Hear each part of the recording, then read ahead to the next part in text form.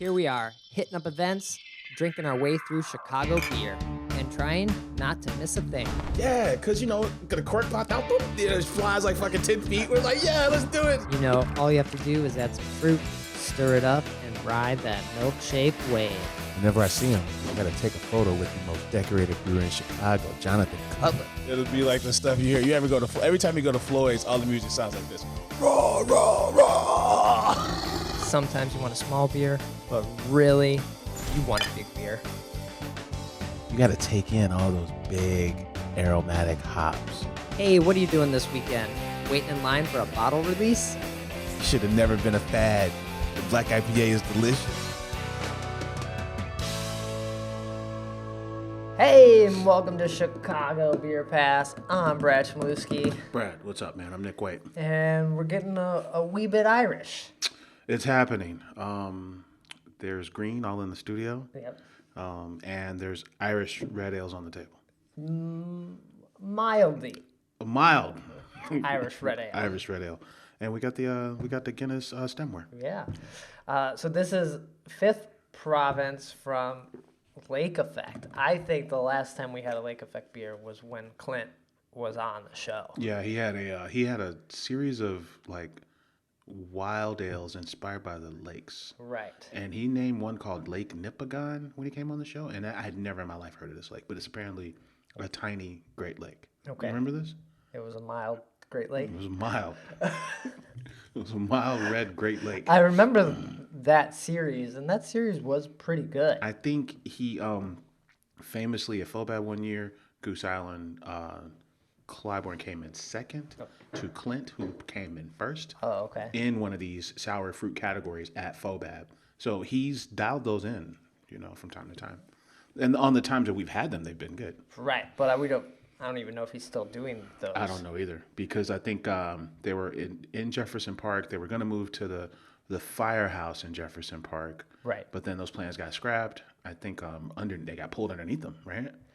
I think it was just going to take... I don't think it got pulled underneath it. I think they basically...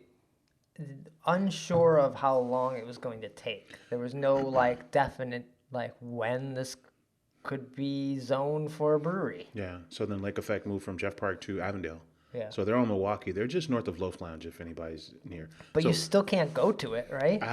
It looks like it used to be like an old, like a repair shop, like a mechanic shop or something. There's no windows, and the only window is that really thick ice cube style window. Oh, yeah. So you can't see in there.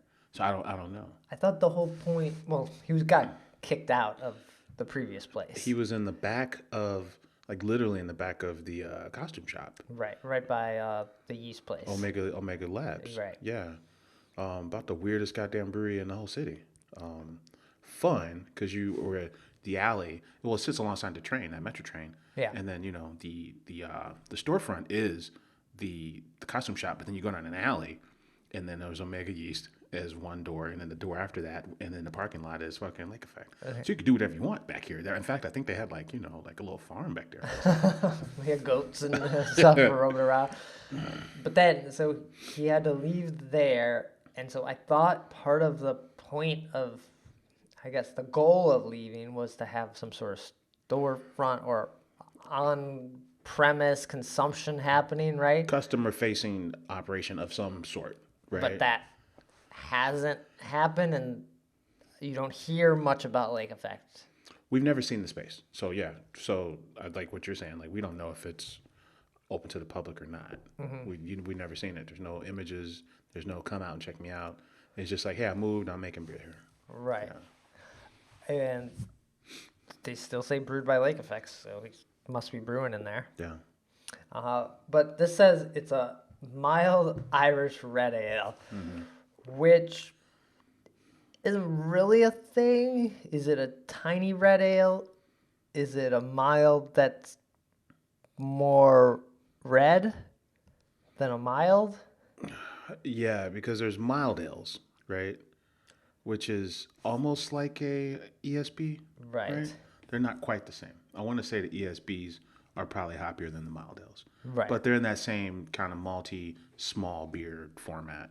Yeah. But then the Irish red, I've always in my head assumed it to be a larger beer, like where the mild is like 4, 3, 4. I always thought reds were a little higher than that. Like yeah, 5s to 6s, Yeah. five and a half to Yeah. 6.5 kind And of. they had a more pronounced malt note. Right, and like- then a lot of the American versions are maybe a little hopped up. Yeah. Not, Brian Barew's in its own category. Brian Brew. I looked. He's not a. So gone. good. I haven't had it forever. I think the last time was like 2 years Yeah, ago here. I think that's the last time I had it was you. Yeah. Yeah. So this beer. I'm not sure. I guess it's a mild Irish red ale. So it's just a tiny Irish red. It's not bad. No.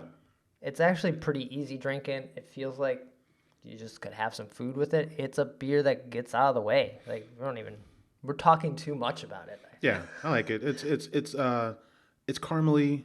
It kind of reminds me just a tad of a Scotch ale. I'm not sure why, but it's small and it's drinkable. So, and it's fun and it's a good way to kick off the season because Right. March is in like a day or two.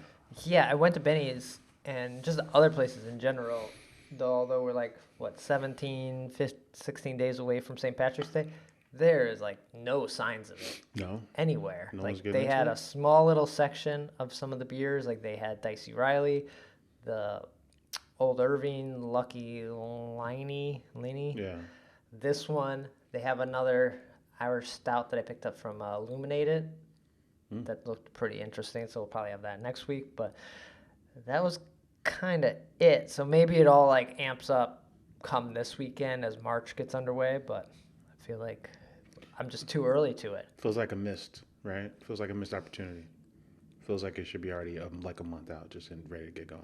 Right. If pumpkin beers are out in the middle of summer, why are Irish Reds not out until like March? Yeah, you got less than 3 weeks. Yeah, they should be out already.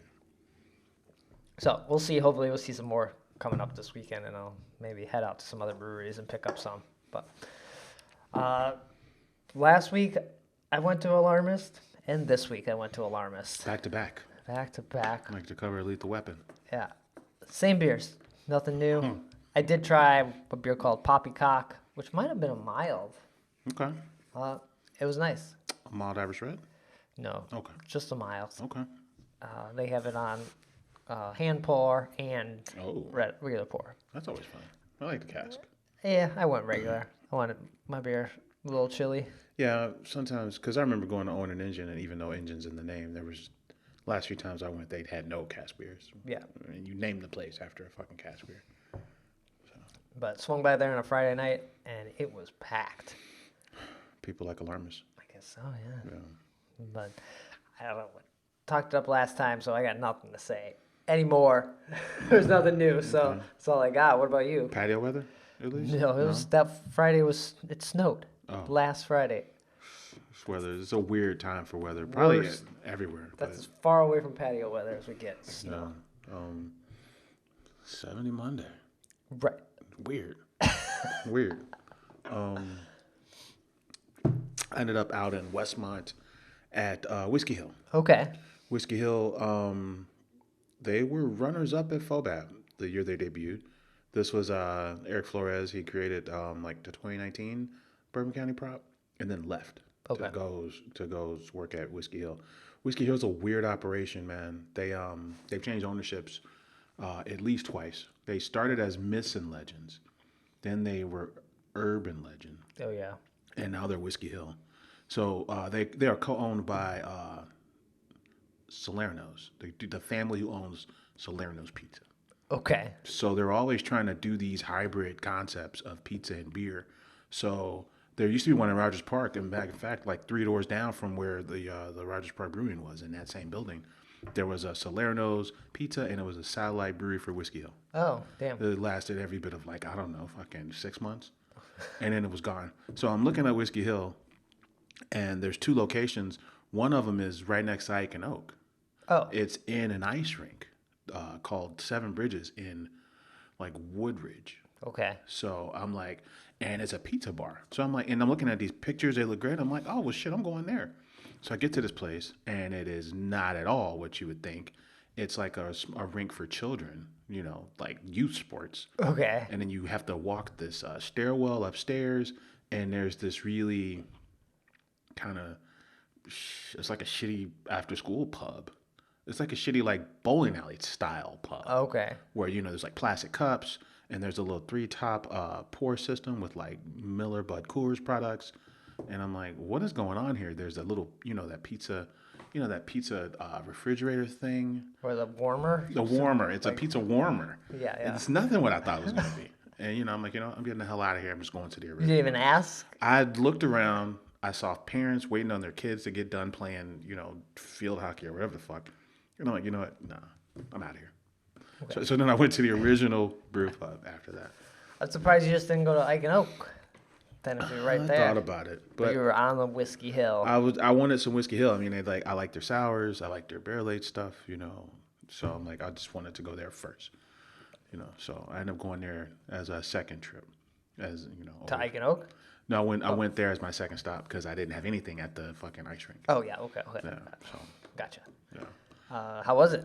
I think they do a really good job with barrel aged beers. I think coconut is the flavor they do the best with. I think I'm asking them. I feel like you're biased on this coconut. Oh, just because I like coconut? Just because you like coconut. And then it's a toasted coconut. He's like, yeah, we like the toasted coconut. A, because it's, a different flavor profile, but then B, it's less oily. When you're using real coconut, the toasted coconut has less oil in it. Yeah, okay. So I don't know if you remember, but there was a story about Whiskey Hill getting some money from the town of Mount Prospect, and they were going to build a third location in Mount Prospect. Oh. Yeah. So that still hasn't happened yet. But they took the money. It's not open. And in fact, the only article is the one I saw from like a year ago saying that they were going to do it. Okay. Yeah, but nothing new to report there. Interesting. Okay. Yeah, so I had a few there. And they got the Stoutfest trophy from Goose Island.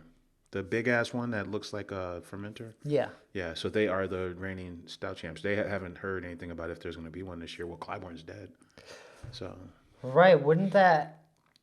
Was that like the weekend before St. Patrick's Day? Well, Stoutfest is typically their St. Patrick's Day fest. Right. So it should technically be one of the next 3 weekends, right? You can't really do it at... Fulton's really little. You can't really do it there. Do it at the Barrel Warehouse. You could do it there. You could for sure do it there. Right. Maybe they still don't like each other. Because that was a thing, right? I don't think... Who? Clybourne and Fulton. Oh. I mean, it's all the same crew, but, Now they're all gone. Same but different. Yeah. There is no crew. Oh, that's right, because no one... I think everybody got... It wasn't even furloughed. The build-out at... Salt Shed is going to take so long that they just didn't bother keeping any of the staff. Right. I think they basically let everyone go, but they said, we'll rehire you back, but we're not keeping you right now. So good luck, but you're first to get hired. Yeah, I think you're onto something. I don't think Stoutfest is a Fulton event. It's never been a Fulton event. No. So it makes sense that they haven't done it. I wonder, is the brewer, is Mike, right? Is he still, would he have got let go too? Or would he just have gone to the production brewery? Someone's got to make sure stuff's hooked up, right? You would think. But is that the same dude? There's the same dude making the beer is not installing your system. Right. So he's probably coming back in when the system's up and running. But you think they moved him? Or they were like, also, brewer, you're out. Good luck. I think he probably got furloughed, right? Just like, you just got an extended vacay or something, right? I think they'd probably just move him to the production brewery and be like, come help, They have multiple systems there. They have pilot systems there. Right. I'm pretty sure there's stuff to do. If that's what I would do. Or I'd go to a fucking winery like, not that he got laid off, but Rev Barrels, Marty, he took a sabbatical and he just went to a bunch of different wineries. Okay. He took like fucking 2 months off work and they sent him there. They paid for it and shit. But I mean, something like that would be cool if you got time, If you got the time and money, I don't think Goose or AB's paying for anyone right now to be like, oh yeah, take some time off. We got this extra cash. You motherfuckers are rich. You should send your boys somewhere he wants to go to learn something. Because if all he's gonna do is come back and make better beer, right? So that's a research project, Yeah. So yeah, I guess you're right. Stoutfest was a Clybourne event, not a Goose Island event. Not a Goose Island Fulton event, no. So, Yeah, Clybourne opened in 88. Goose Island Fulton opened in 96. Yeah. so that might have been the last Stout Fest. Well, Whiskey Hill's like, yeah, we're defending champs, but we have not heard anything about when the next Stout Fest is going to be. Yeah, we're not gonna ask because we're the champs. And we Like, got right? this- You don't we want got to this- not fight if you're the champ. This trophy is so big. It's like the size of this bookcase. This trophy is so big. It looks cool too because it's functional. Like the top opens, the fermenter Yeah. top opens. It's a nice trophy. Fit like a kid in there. It's huge. It's ridiculous. But yeah, man, I think they really have to fix these other concepts, man. Because like, Whiskey Hill. yeah, the failed one in Rogers Park, the one that's at the ice rink. I mean, it's a good opportunity now because you got a good brewer that everyone likes that really gets excited and goes to Westmont for his stuff. And you can't just be having these other kind of they're not inspired. These second locations aren't fully inspired to give you the experience you get when you're at the original. Okay. And that ain't you're gonna lose people on that. Because these if I lived out there, these places are 5 miles apart. If I lived out there and I was going to one, I might just say fuck it. But I'm already committed because I'm way out west. So I'm like, well, I am going to the other one because I can't go home. Sure. Fair enough. You know, Damn. Okay. but it was cool. Yeah, I haven't been to. I went to Whiskey Hill once, and that was even before he took over. It Yeah. was the previous person that was. The beers were, He put that program on his back. I think. Okay. I think. Yeah, it was a different type of energy when he took over. And the first thing they would say is like, man, we had to really come in here and do like a really deep clean. Like they were in here fucking around. Yeah. Okay. So it's a different program. Still no whiskey and no hills. Okay. You You had to climb some stairs at the ice rink. it sucked. I felt like I was being punished for wanting to go to this place. It was bad. People are looking at you like, "Where's this guy going?" I'm like, what the fuck, man? Like, I'm here for pizza and beer. You know what? I'm gonna hit the bathroom. I'm getting up out of here. That's what I'm doing.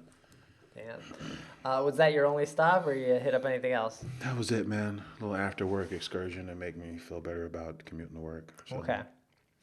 So we were talking about Goose Island. A couple things. One, 312 Day is now also like 12 days away, right? Yeah, that is a Fulton event. But again, I haven't heard anything about 312 Day. I feel like last year it kind of flew under the radar because St. Patrick's Day Chicago celebrations fell on 312 Day. Mm-hmm. And so that just made like nobody care. You can't compete with the actual St. Patrick's Day Right. celebration. Nobody can.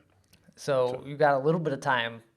Maybe this time, maybe the nice weather helps. But are people that excited about 312 and 312 Shanty?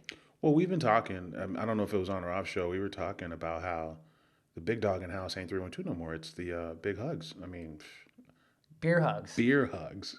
Yeah. So why are you gonna? Why bother? Because you know what they do own that is better than just about everything they do is 312 Block Party. Right, which is not on 312.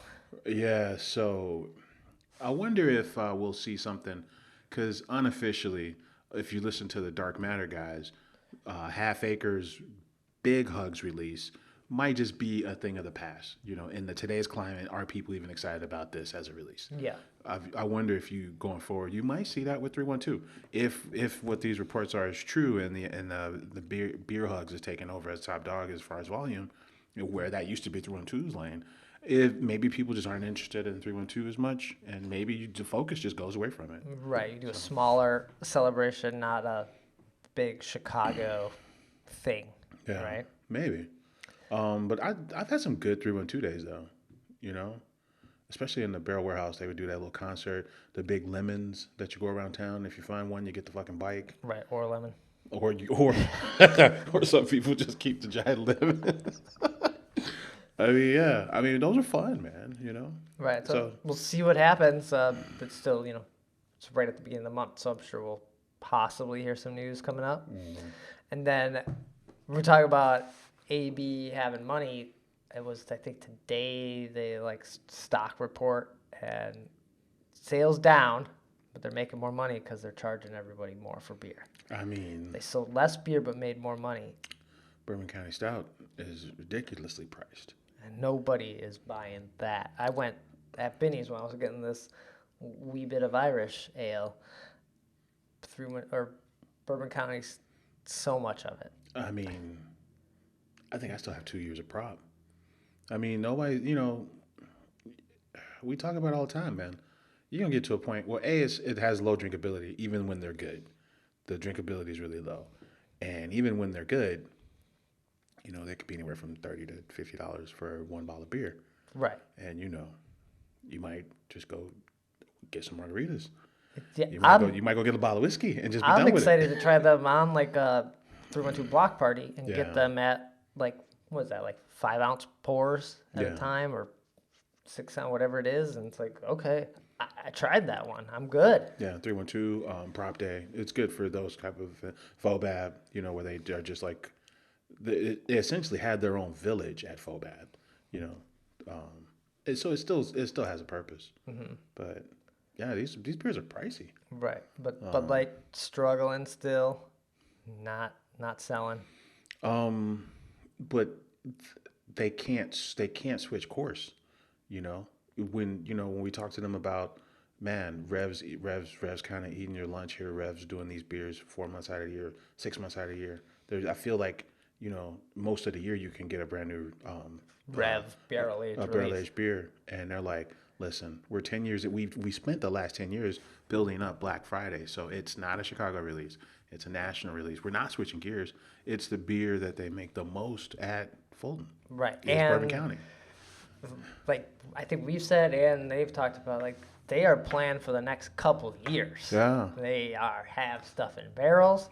They have stuff like you've mentioned about whiskey and stuff that people like. There's no plan to ever raise those prices on whiskey because people stop drinking whiskey because they got 10, 30 years out. They've seen and they saw it in the 70s. They saw when people started, you know, whiskey was your dad's drink and everybody started drinking martinis and James Bond, shaken not stirred and shit. Yeah. So whiskey fell on its ass. So the whiskey industry saw it and says, you know what, next time around if we get white hot, we're not. Buffalo Trace is not raising the price of these whiskeys. Right, and you see Goose maybe raise the price on some of these by putting them in little special boxes or trying to because the beer's not. You have to make it, I guess, worth people's while to pay a couple more dollars. Get people's attention. Yeah. And then I think the argument was we're going after a consumer that's more maybe whiskey focused. So to do that, we got to put it in a fancy box like the way a Scotch would come or something. Sure. Right? Okay. So I mean, I don't know. As two dudes who do a beer show, we'd probably rather just have the shit be $20 and no box, right? Maybe 10, maybe be $15 with no box. Yeah, $15. You know, one of the limited bourbon counties or whatever. Right.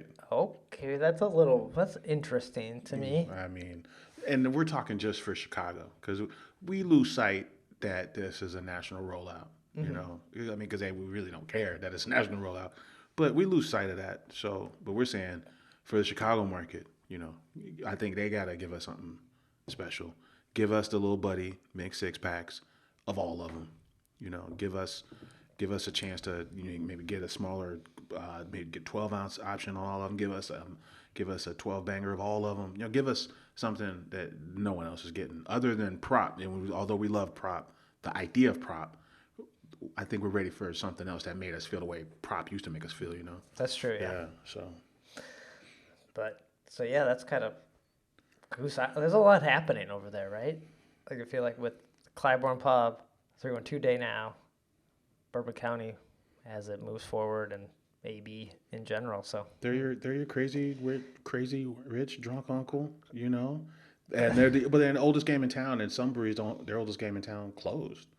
You know, like right. There's breweries that are 40 years old that Metropolitan. No, not 40, but who's talking about? Remember Kate the Great? Whoever made that beer? Oh yeah, Portsmouth, Maine. Who's talking about them? You know, they're just as old. You know, like breweries that were founded in the 80s.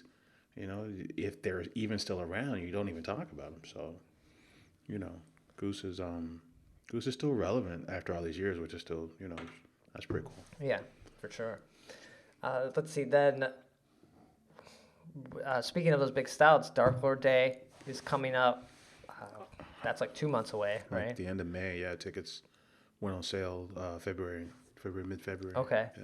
And then I saw an article or thing about Three Floyds has vodka sodas coming out. So pre-mixed cocktails in, I assume they're cans, because I don't think you do bottles, right? But Right. I assume they're cans. And the artwork does not look like Three Floyds. It looks like, I think you said Garbage Pail Kids. Yeah, like, or some kind of, you know, Lisa Frank. those toys, not toys, but like trading cards from the 80s with these characters on them. Yeah. Yeah.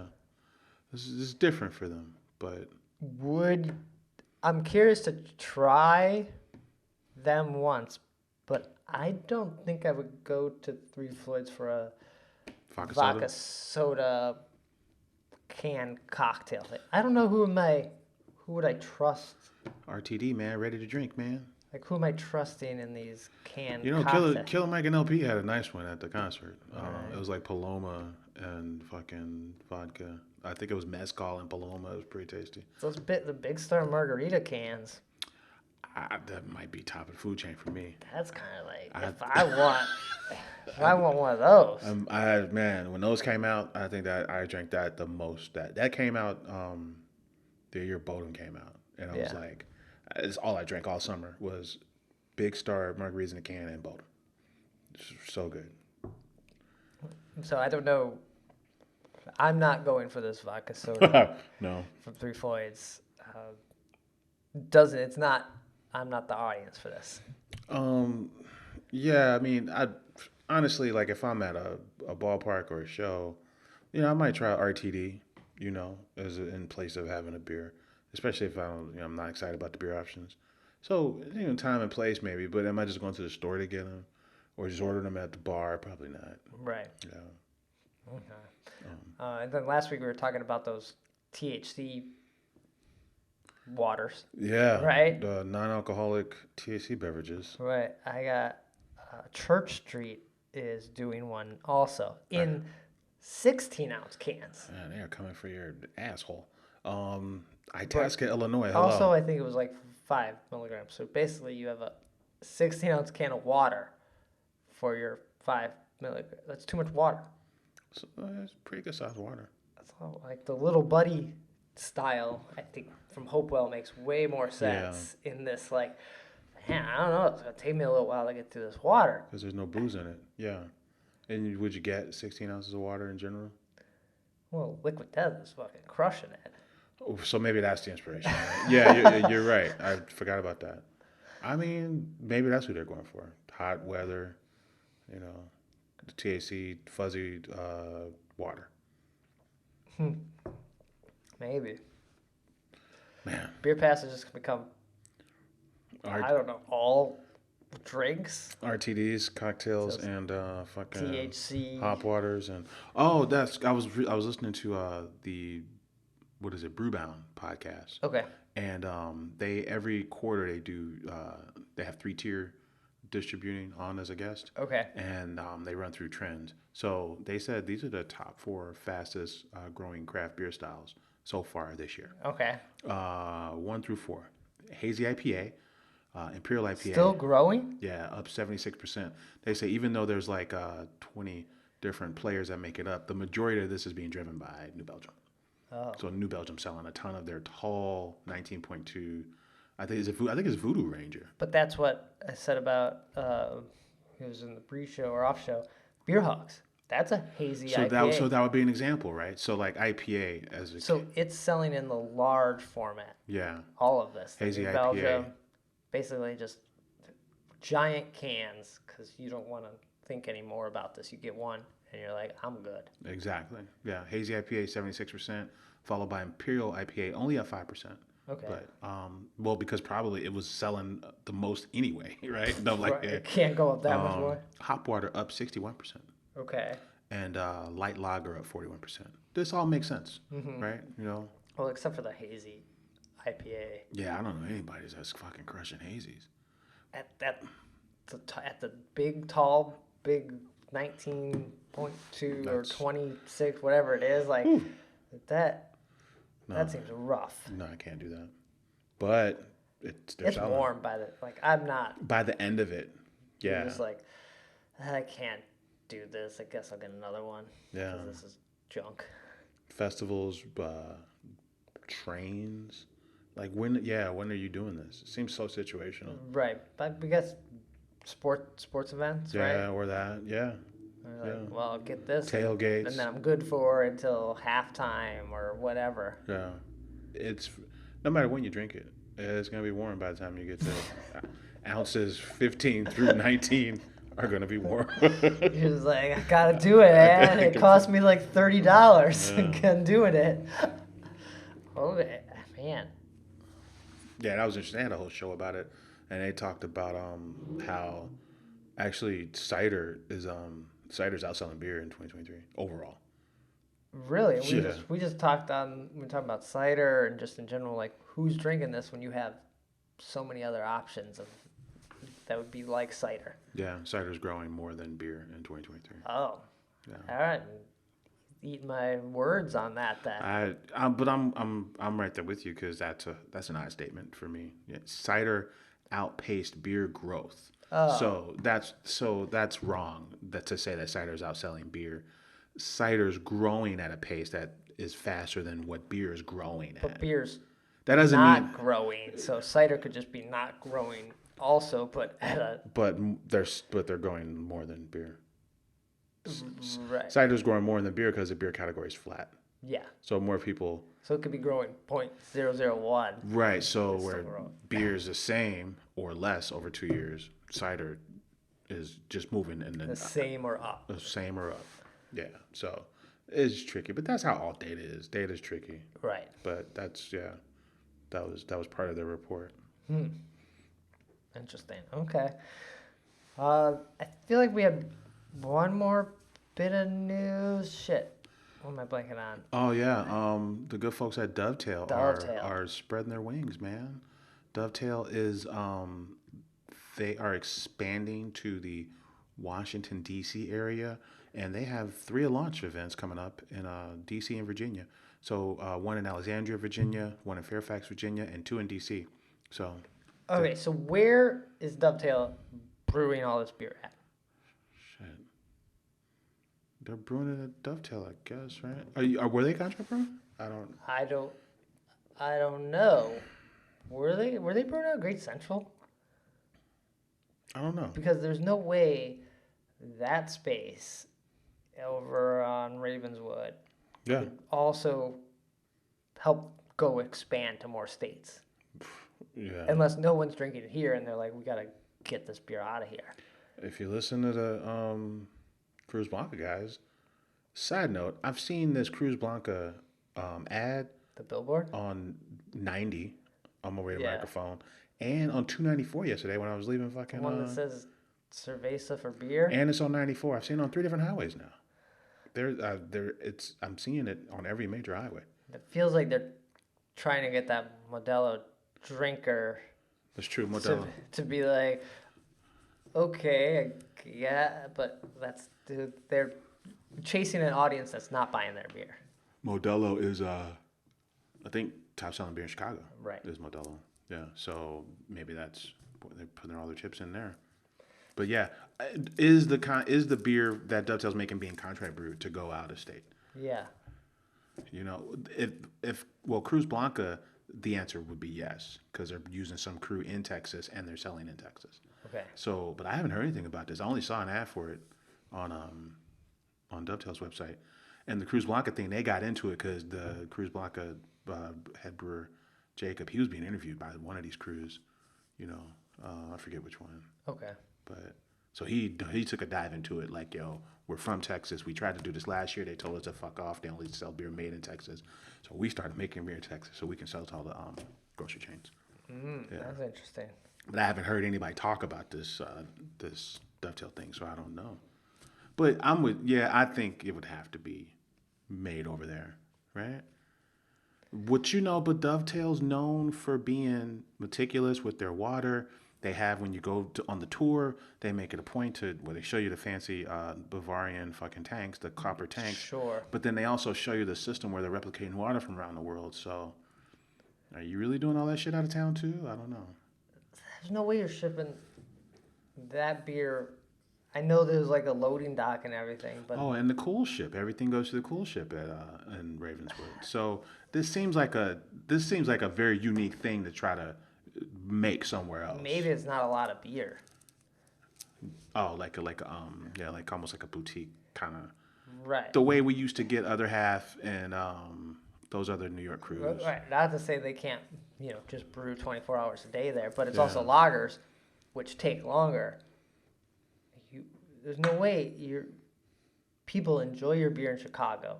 You're making a lot of beer here.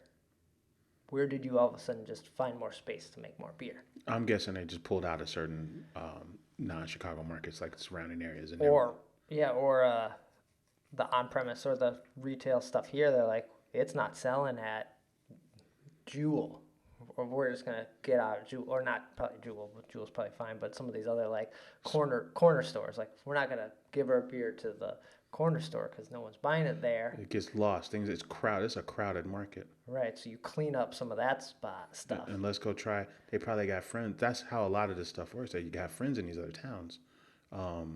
The Revolution guys have roots in Boston. We talked about Russian River. They sell beer in Philly. They don't even sell beer in Chicago. They sell beer in Philly because the wife's from Philly. Okay. That's usually how this stuff works. They got friends in these places and they go Friends to these in low places. And fucking now they're in DC. Damn. Okay.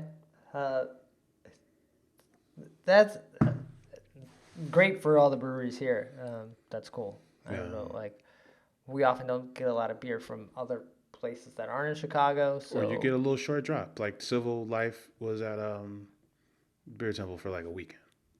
You don't get it much. So I wonder if it's probably like that, right? Like a limited run. Yeah. Yeah. Or like Fatheads. Fatheads is in Chicago for a month or two. Or who was that?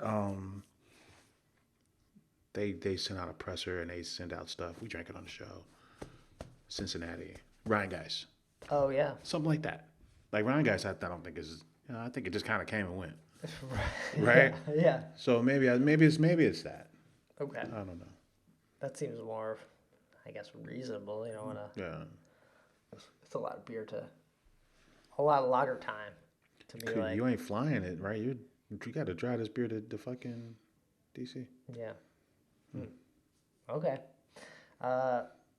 Anything else, or is that all that's happening right now? Shout out to District Brew Yards. We're just drinking them the other week. Yeah. The Raptor snacks. Who's the crew? One of their crews is building their Casa Humilde. Casa Humilde is building their own space. Okay. Out in Forest Park, which I believe is just west of the city, just west of like Oak Park. I think you go Oak Park and then Forest Park's after that, I think. Okay. Yeah. So Casa Humilde is it sounds like they're building a restaurant and a brewery. So they're building a brew pub out in Forest Park. Interesting. Okay. Yeah, I don't know how it affects their setup at brew yards, but the Forest Park Review is welcoming the brothers Javier and Jose Lopez to open their first independent restaurant. Nice. They're gonna fucking light it up out there, bud. That's good for them. Yeah. They're gonna fucking crush it. They source their beans from Mexico for coffee, so they're a roastery as well. And then they're making their beer and Where they will be a roastery, or they are? They are a roastery. Where are they roasting? I don't know where they're roasting. Yeah. Their house. So. No, that's why you don't call them. Why you think they call them Casa Humilde? Shit. Right. Damn. Okay. But yeah, good for them. I think they are what we thought Fire Rabbit was gonna be. I think. Yeah. Who? Right. Who? Yeah, I think Fire Rabbit had different plans, and then Fire Rabbit, I don't say it imploded, but it did kind of fall apart a little bit. It fell apart, not a little bit. It fell apart. Fell apart. Yeah. It fell apart, and I think Casa Humilde I'm just really impressed, man. All these little tiny Mexican joints I go to, there's Casa Humilde, Modelo, and fucking Corona. Right. You know, when you go to the Pilsen block parties and festivals and shit, Casa Humilde is all on the banners. It's the only beer you can get there. They did a collab with the whole goddamn festival. You know, you talk to these boys, they're throwing parties out in like Joliet on somebody's fucking ranch. Okay. They seem to be really connected with the folks that are going to drink their beer. people. And they're selling a lot of fucking beer. And good for them because I like their stuff and they seem pretty fucking chill. Yeah, so. for sure. Yeah. That's cool. Well, I think that's going to do it. If you're looking for a new Irish red ale to pick up, I say give the Lake Effect one a try. Yeah, we haven't had Lake Effect in a while, so I'm glad we tried it. Right. I think it's easy drinking, good with some beer, probably good with corned beef, and yeah, check them out. I'm glad we revisited them after all this time. I had, I haven't had them in a long time, so I wasn't sure what to expect, especially with the new space and everything. So Yeah, Fifth Provence Ale, a collab with the Irish American Heritage Center. Cool. Well, that's gonna do it. We'll probably be back with a Irish Red or an Irish Dry Stout on the next episode. Take care. Cheers.